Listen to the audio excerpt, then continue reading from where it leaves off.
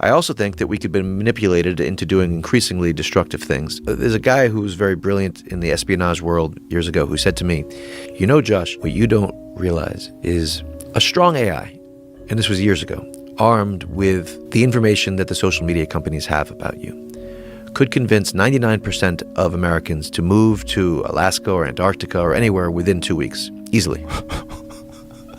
Easily. I mean, just like, it's so hard to have the humility that we are the ant relative to the human. Yeah. Right?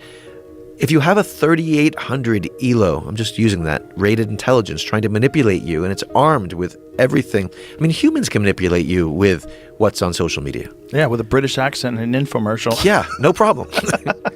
Show some leg, you're gone. Yeah. I mean, it's just so hard to have so we have to have the real humility that we are manipulatable. And a super intelligence, which is out there, and there are humans controlling the super intelligence so far. Maybe that will end. So I personally feel, I know everyone should get the fuck off social media. I just think I think that's the most important thing. Because everything that we're feeding in to, I've never been on social media. I made that decision a long time ago. Really? When did you make it? I was never on it. I made it when first. I remember when MySpace came out. What did you think at the time? I was like, fuck that. Really? Yeah. I didn't. It felt off to me. Mm-hmm. It felt like something I didn't want to be involved with. I'm not saying that I was prescient and I saw everything that would happen, but there was some people who were impersonating me on social media, but I was never on any form of social media, and good for you. Yeah, I mean, I'm on everything but TikTok.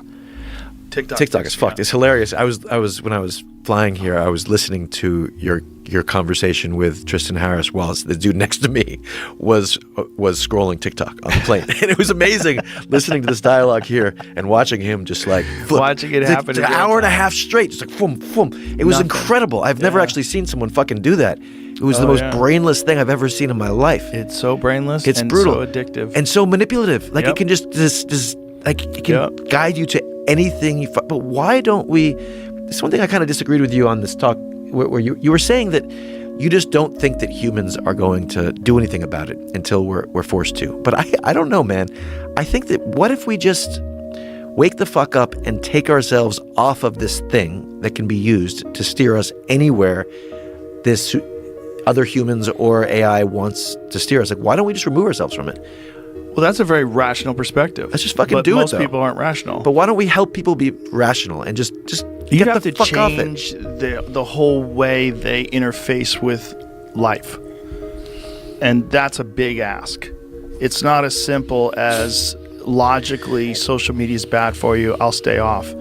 The small dopamine hit that you get from opening up reels, just scrolling through and seeing people get knocked out and car accidents and big boobs, that is, for whatever reason, much more compelling than the idea of possessing autonomy and the idea of, having the ability to completely remove yourself from the thing that everyone's addicted to, which is likes and engagement and getting an outrage. The algorithm showing you things over and over again that outrage you. It's so compelling to people, and we're so averse to being bored that at any time when nothing's going on, you pick up your phone, you start scrolling. At any time, you just get nonsense just fed into your head at any time.